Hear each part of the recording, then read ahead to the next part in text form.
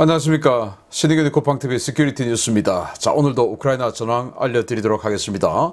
여러분들 잘 아시다시피 지난 주말간 러시아 동방정교회죠. 러시아 정교회의 성탄절 크리스마스를 합니다. 그래서 이 푸틴 러시아 대통령이 휴전을 명령했어요. 전 전선에서 싸우지 마라. 36시간 동안 전쟁 금지라고 선포했는데 제가 지난 주말 시작하는 시큐리티 뉴스에서 그 명령이 먹혀들지 않고 있다라고 말씀을 드렸죠. 그런데 그 휴전 기간인 지난 주말 이틀 동안 어떤 전과가 있었는지 러시아는 역시 우크라이나의 뒤통수를 거하게 쳤습니다. 어떤 전과가 있었는지 어떻게 거짓말을 했는지 살펴보도록 하겠습니다. 신인균의 쿠팡TV 구독, 알림, 좋아요 눌러주십시오. 전과를 먼저 보겠습니다. 이틀 동안 490명 그리고 430명 각각 하루에 한 개 대대씩의 러시아군이 이렇게 사망을 했는데 전부 거의 대부분 바흐무트 쪽에서 지금 사상자가 발생을 했고 지금 북쪽에 있는 크레미나라든지 스바토베라든지 이런 쪽에서는 전투가 소강 상태 거의 벌어지지 않았고 그쪽에는 휴전을 했는데 바흐무트 쪽에서 이렇게 말을 듣지 않고 엄청난 전투가 벌어졌다고 합니다. 전차는 양일간에 걸쳐서 각각 2대, 3대 격파됐고요. 장갑차는 1대와 5대가 격파되었습니다. 차량은 1대와 3대가 격파되었습니다. 특수장비, 대공포가 되겠죠. 한문이 격파가 되었습니다. 야포도 각각 이틀간에 걸쳐서 매일 3문씩이 파괴가 되었습니다.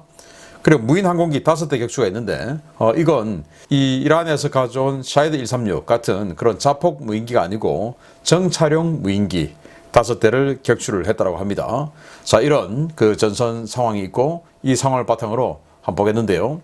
자, 펜타곤 미 국방부는 동맹국들과 우크라이나 군사 지원을 더 확대 논의 중이다 라고 얘기를 했는데, 그래서 지난 주말간에 미국의 브래들리 장갑차, 또 독일의 마르드 장갑차, 뭐 이런 전투 장갑차들, 거기다가 미국의 에이브람스 전차, 또 독일의 레오파르트 2 전차, 뭐 이런 서방 세계의 전차들까지 갈 가능성이 있다라고, 또 패트리어트 팩3 포대도 독일도 한 개 추가로 주기로 했죠. 자, 이런 것들이 미국이 완전히 지금 뭐 시체말로 독일에게 쪼았다라는 말이 되겠죠.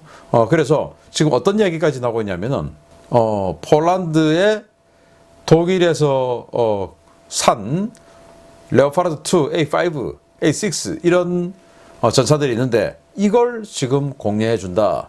그 공유해 주는 조건으로 지금 미국이 M1A1 이런 걸 팔았다. 이런 설도 있어요. 뭐 그건 좀 더 지켜봐야 알겠는데, 아무튼 이런 식으로 지금 미국이 동구권 그리고 유럽에 있는 각 선진국들에게 계속 더 줘라 라고 쪼고 있답니다. 그러면서 미국도 자기네들이 가지고 있는 뭐 현재 최신형 자주포죠. 뭐 신형은 아니지만 어쨌든 자기네들이 쓰고 있는 현용 자주포 M109 A6 팔라딘 자주포 1개 대대 분량 18문을 주기로 결정했다라고 발표가 났으니까 이미 국경을 통해서 폴란드에 들어가고 있겠죠. 자, 팔라딘 자주포는 미 육군이 현재 쓰고 있는 현용 자주포이기 때문에 굉장히 성능이 좋을 것으로 기대가 됩니다. 자, 그리고 우크라이나 국방위 서기는 러시아가 한국 모델의 휴전안 제안을 준비하고 있다라는 건데 절대 우리는 여기에 들어가지 않겠다라고 얘기를 해요. 이 한국 모델 휴전안이 뭐냐?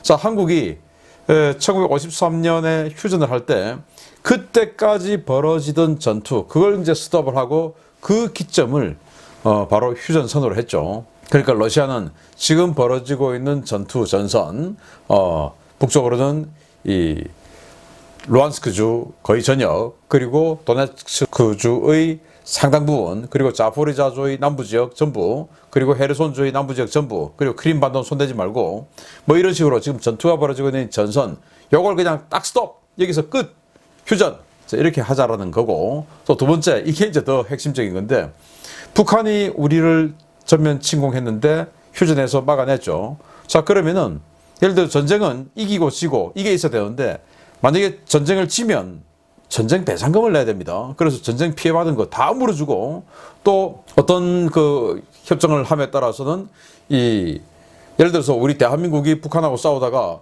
많은 군인들이 죽었지 않습니까? 전사했고 또 상위 군인이 됐고 뭐 이런 부분에 대한 보훈복지 비용까지 다 물어줘야 되는 협상에 따라서 뭐 그렇거든요. 그래서 그래도 우리 한국하고 북한하고의 휴전은 그런 게 아니었죠. 그냥 뭐 끝하고는 서로 간에 서로 피해는 알아서 감수하기 이거 있지 않습니까?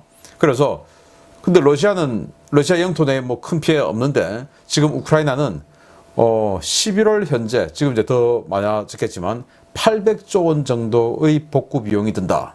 이렇게 이야기했으니까 이 보훈복지 비용 빼고 순수하게 우크라이나 영토에서 파괴된 이런 것들만 해도 800조 원.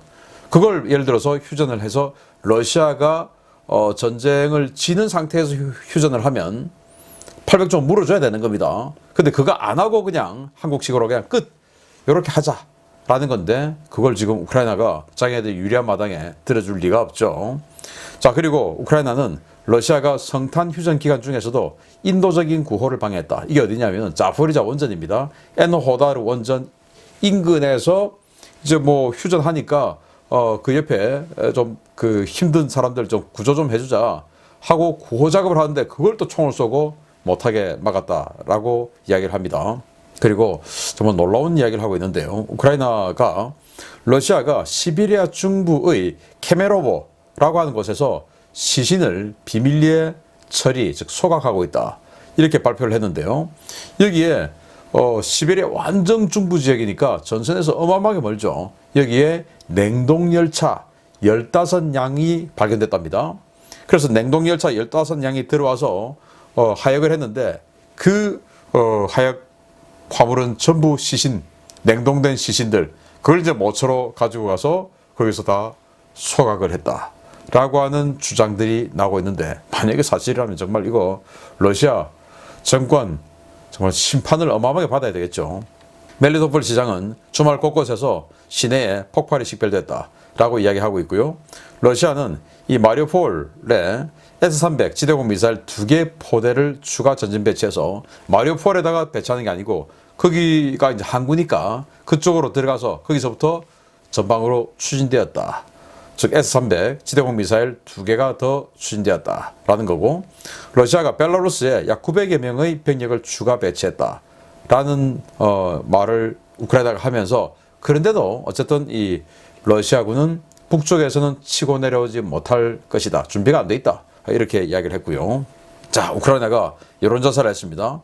주민 84%가 러시아와의 휴전에 반대한다. 그러니까 전 영토를 회복하기 전까지는 절대 휴전하면 안 된다. 바로 그 말이죠. 지금 비록 러시아가 전기, 전력, 뭐 이런 그 국가 에너지 인프라를 다 파괴하고 끊고 해서 힘든 상황이 있지만 그래도 휴전을 하면 안 된다라고 84%가 주장을 하고 있기 때문에 젤렌스키 우크라이나 대통령이 휴전 절대로 안 하겠죠. 왜? 전쟁은 정치의 마지막 수단. 즉 전쟁에서 지면 정치는 끝나는 거죠. 그러니까 자신들의 또 젤렌스키 본인 그리고 젤렌스키의 그 정당 이 모든 세력들은 전쟁을 지금 끝내면 아웃되는 겁니다. 그러니까 2024년 3월에 대통령 선거를 해야 되는데 그 전까지 의미 있는 반격을 해서 뭔가 2014년 이후에 빼앗겼던 이 지역을 회복하는 상태에서 전쟁이 끝나야 재선에 성공할 수 있지 지금처럼 이렇게 많은 영토를 뺏긴 상태에서 전쟁이 끝나면 끝나는 겁니다. 그래서 휴전할 가능성이 없다라는 것에 그런 정치적 이유 때문에도 무게가 실리는 겁니다. 그리고 ISW 미국 전쟁연구소죠. 여기서는 러시아가 바흐무트 공세하고 있는데 이거 포위 위한 것이 아니다. 원래 도시를 하나 점령을 하려고 하면은 이 포위를 해서 에워싸서 이제 해야 되는데 지금 뭐 남쪽에서 동쪽에서 들어가고 하는 게 포위를 위한 어떤 그 장기적 전략적 측면에서 공격을 바흐무트를 하는 게 아니고 그냥 밀어붙이는 거다. 그래서 아주 무의미한 그리고 원시적인 이런 그 1차 대전 스타일의 전쟁을 하고 있기 때문에 피해가 많다. 이런 이야기를 하고요. 또 역시 ISW는 러시아가 이제 이란제 샤이드 136 드론 한 90대 정도밖에 안 남았다. 1000대 주문해서 그 중에 300대 1차분 받고 2차분으로 250대 받고 3차분으로 한 450대 받아야 되는데 그거 아직 못 받았고, 그래서 1, 2차분 받은 것 중에서 한 90여 대 정도밖에 안 남았다. 그러니까 얘들도 지금 이제 쪼달린다 라는 상황이고, 이란도 섣불리 주는 게 조금 멈칫하고 있고, 또 다른 면에서는 러시아 본토에다가 샤드 136 라인 깔아가지고 거기서 대량 생산할 것이다. 자, 이런 이야기를 하고 있어요. 자, 이런 상황 바탕으로 주요 소식 들어가겠습니다. 첫 번째입니다.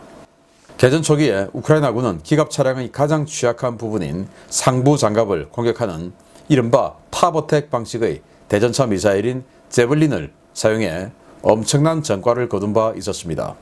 러시아 역시 적 기갑 장비나 포병 장비를 머리 위에서 공격하는 란셋이라는 자폭 드론을 개발해 대량 운용하고 있는데요. 러시아가 생각했던 것과 전혀 다른 효과가 나오고 있다는 소식입니다. 러시아가 최근 우크라이나군 기갑 차량과 포병 장비를 공격할 때 가장 많이 사용하고 있는 자국산 란셋 배회 탄약 시스템의 신뢰성이 대단히 형편없으며, 이 자폭 드론에 맞고도 멀쩡한 우크라이나군 장비들의 피격 사례가 계속해서 보고되고 있다고 복수의 오신트 소식통이 현지 시각 1월 8일 리포트했습니다. 우크라이나군 동부작전사령부에 따르면 도네츠크 모처에서 작전 중이던 우크라이나군 T-64BV 전차 한 대가 지난 주말 갑자기 날아온 러시아군 란셋 드론의 공격을 받았지만 간단한 야전 정비만 받고 곧바로 일선으로 복귀했습니다. 러시아 드론은 이 전차의 포탑 좌측에 붙어있던 구형 콘탁트1 폭발 반응 장갑에 명중했는데요. 반응 장갑 블럭 몇 개와 함께 폭발해 차체 궤도 커버 상부에 약간의 피해가 발생했지만 전차 운용에는 아무런 영향이 없었다고 우크라이나군 측은 밝혔습니다. 우크라이나군 측은 러시아가 사용하는 란셋 드론은 기본 탄도 중량이 5kg, 개량형은 7kg에 달해 어지간한 대전차 미사일보다 강력한 탄도 위력을 갖고 있지만 동일 탄도 중량을 가진 다른 무기체계에 비해 폭발력과 위력이 크게 떨어진다 라며 전차나 자주포, 심지어 세자르 자주포도 란셋에 피격되고도 파괴되지 않은 사례가 계속 보고되고 있다 라고 밝혔습니다. 우크라이나군은 러시아군은 우리 제블린 미사일을 막겠다고 전차 상부에 강철 구조물을 만들어 붙이는 등의 조치를 취하고 있지만 우리는 저들의 란셋 드론을 막기 위해 그만한 노력을 들이지 않아도 된다 라며 흥미로운 란셋 방어술을 공개했습니다. 우크라이나군이 공개한 란셋 드론 방어술은 일명 메쉬 돔인데요. 이들은 위장망이나 그물을 포병 진지나 전차 위에 쳐놓는 것만으로도 란셋 드론을 충분히 방어할 수 있다며 야전에서 사용되고 있는 메쉬돔들의 사례를 소개했습니다. 실제로 일부 전차부대와 포병부대에서는 란셋 드론이 그물에 걸려 방전된 채로 발견되는 사례가 계속해서 보고되고 있는데요. 란셋 드론은 시속 100km가 넘는 속도로 표적을 향해 돌입하는 드론임에도 불구하고 일반 직물 소재의 위장망이나 그물을 뚫지 못하는 것으로 보고되고 있습니다. 러시아군과 제작사인 잘라사 측은 란셋 드론이 대전차 고폭 탄두를 사용하고 개량형의 경우 텐덤 탄두를 탑재해 반응 장갑도 무력화시킬 수 있다고 주장하고 있는데요. 그물조차 뚫지 못하는 배회 탄약 시스템, 이것이 과연 성능 문제일지, 러시아산 제품의 신뢰도 부족 문제일지 앞으로의 사례도 흥미롭게 관찰해봐야 할 것 같습니다.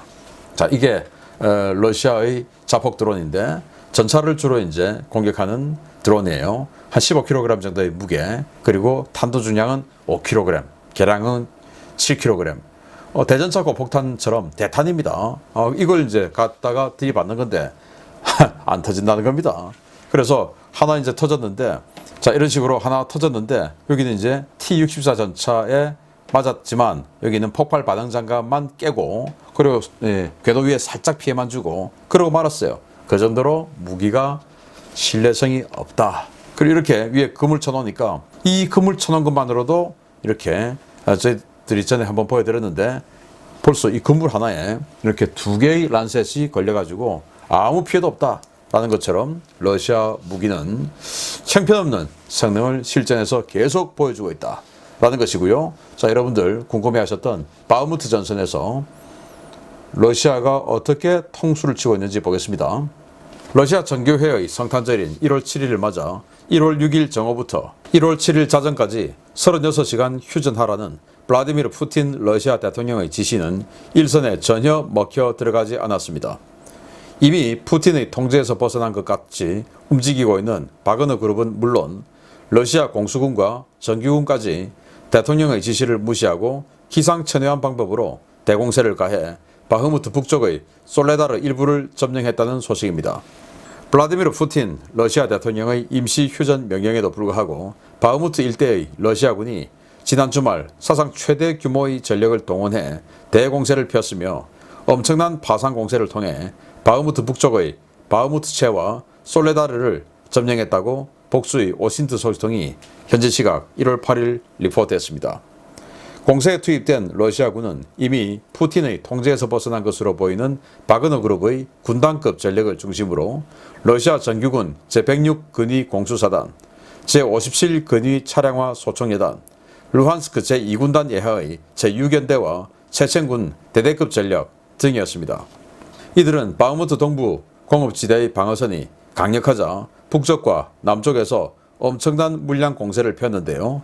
러시아군은 일부 병력들이 돌격 명령을 거부하고 전선을 이탈해 공개적인 항명 영상을 발표할 정도로 상식과 동떨어진 전술을 펴며 우크라이나군 방어선을 강타했습니다.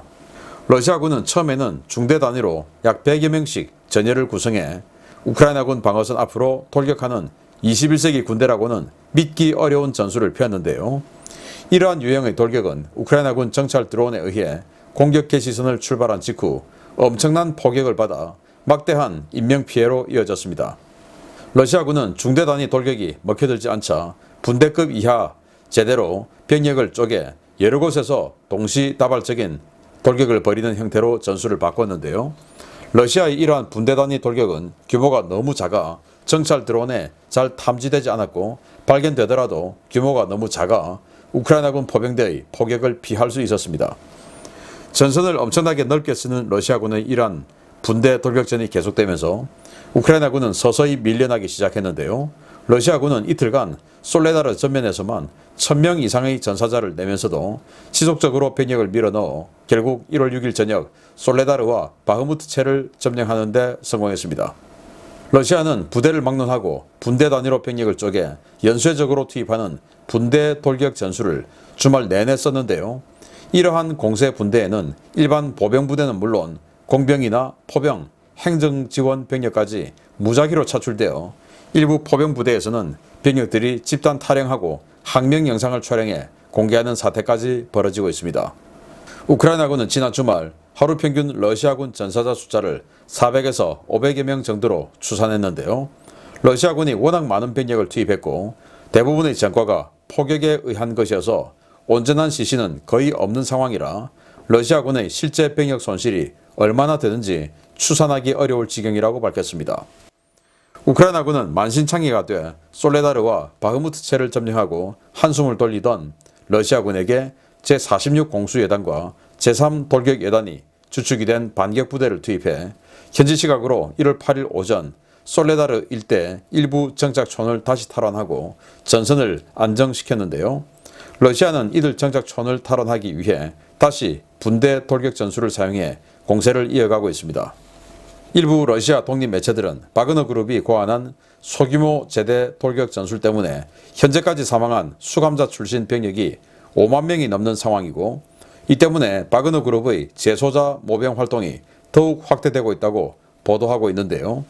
러시아의 미래를 짊어져야 할 청년들이 1차 세계대전 이전에나 볼 수 있을 법한 황당한 전술 때문에 대규모로 분쇄되고 있는 이 상황, 러시아 국민들이 얼마나 더 보고 있을지 모르겠습니다. 아니 푸틴이 휴전해라 라고 했는데 그 휴전을 바그너 그룹을 비롯한 이 바흐무트 전선에 있는 부대들이 서로 간에 다 안 지키고 그냥 뭐 전공에 눈이 멀어서 밀어붙였는데 자 이제 여기 지금 뭐 거뭇거뭇한 거 동그란 거 보이죠? 이게 다 화구입니다. 어마어마하게 지금 포탄을 양쪽에서 쏟아보고 있는데 한 100명씩 밀어붙이니까 우크라이나 정찰 드론이 딱 보고 있다가 100명 정도 많이 온다. 어느 지점에 포격해. 라고 해서 이제 한 방에 다 쓸어가고 하니까 이제 바그너 그룹이 이번 주말에는 이렇게 소규모로 계속 분대 단위로 보내는 겁니다. 그러니까 드론에 잘 안 보이고 보인다 하더라도 몇 명 안 되니까 포탄을 집중할 수 없고 포탄도 아깝고 해서 뭐 좀 안 하다 보니까 이제 이게 밀린 거예요. 나름 뭐 바그너로서는 선택을 뭐 그들로서는 잘한 것 같아요. 그래서 바흐무트체, 뭐 솔레다르 확 밀어붙여버린 겁니다. 자, 그런 과정에서 포병, 이 사람들 예비군이고 포병들인데 우리는 포병 포쏘러 왔지 어떻게 소총 들고 우리를 돌격하러 가냐, 우리 이러려고 온 거 아니다, 왜 우리를 이렇게 지키냐 하고 탈행해가지고 지금 항명하는 영상을 찍고 있어요. 이 정도로 지금 아무나 야 돌격해 하고는 돌격시키는 이런 무지성적인 이런 상황이 벌어지고 있고, 이게 1차 대전 때 이야기들 아닙니까? 그냥 뭐 확 밀어붙이다가 포격받고 또 계속 밀어붙이다가 이제 제압 사격하고 그렇게 했지만 철조망 뒤에 있는 이 포격받은 참호에서 기관총이 사라져 쓸면 하루에 한 두세 개 사다시 계속 사라지고, 이게 1차 대전 전쟁인데 지금 그걸 하고 있다라는 거죠. 그래서 이 바흐무트가 여기 있는데 제가 여러분들께 보여드렸을 때 이 밑에 있는 이반그라드, 오피트에, 여기는 우크라이나가 탈환했었어요. 그런데 지난 주말에 이반그라드, 오피트에 다 먹어버렸어요, 러시아군이. 그리고 북쪽에 바흐무트체, 이 바흐무트체도 우크라이나가 탈환했던 곳이에요. 그런데 완전히 그냥 바흐무트체 러시아군이 다 먹고 지금 이쪽으로 훅 밀었죠. 그리고 거기 있는 솔레다르까지 지금 러시아가 점령했는데, 여기 이제 다시 반격해서 뭐 일부 정착촌 좀 탈환했다고 하지만 어쨌든 이 정도로 주말에 아니 36시간 휴전하라고 해놓고 이런 식으로 어마어마하게 밀어붙여서 나름대로 전과를 내버린 거죠. 전과를 내서 뭡니까? 뒤통수 치고 거짓말한 거죠. 자, 이런 상황에서 우크라이나가 사진을 공개한 게 있는데 제가 차마 공개는 못합니다. 왜냐? 너무 비참해서 이 엄청난 화구가 이렇게 나 있고, 그러니까 포탄을 어마어마하게 쏜 거죠. 그리고는 이제 그 곳곳에 그냥 러시아군의 전사자 시신들이 어떤 부분은 찢어지고 막 이런 시신들이 엄청나게 있는 사진들이 몇 장이 있는데, 그걸 좀 여러분들께 보여드려서 전쟁의 참상을 좀 이런 거다라고 보여드리고 싶지만, 그거 보여드리면 뭐 노란 딱지, 노딱을 떠나서 채널 폐쇄되지 않을까 싶어서 그건 제가 못 올리고 있습니다. 지난 주말에 그렇게 밀어붙였답니다. 참 안타까운 일이죠. 이런 식으로 계속 진행되고 있는데 이제 땅이 바싹 얼었기 때문에 대공세가 펼쳐지지 않을까 예상되기도 하는데요. 계속 서치하면서 여러분들께 알려드리겠습니다. 마치겠습니다. 감사합니다.